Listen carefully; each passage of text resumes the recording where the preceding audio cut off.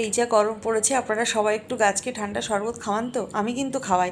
এই দেখুন, গোবর সার ভিজিয়ে রেখেছি জলের মধ্যে। এবার এখানে 1 মগ জল, ওই জলটা নিয়ে নিয়েছি, আর 1 মগ প্লেন জল নিয়েছি। নিয়ে একসঙ্গে দুটোকে মিক্সড করে নেব, নিয়ে প্রত্যেকটা গাছের গোড়ায় দেবো। আপনারা প্রত্যেকটা গাছের গোড়ায় দিতে পারেন, কিন্তু জবা গাছে দিলে না, জবা গাছ খুব ভালো হয়, কুঁড়িও ঝরে যায় না, আর ফুলগুলোও হয় খুব বড় বড়, গাছটাও খুব শক্ত মজবুত থাকে। এখন তো ঝড় বৃষ্টির সময়, গাছটা যে ডাল ঠালগুলোও খুব শক্ত হয়।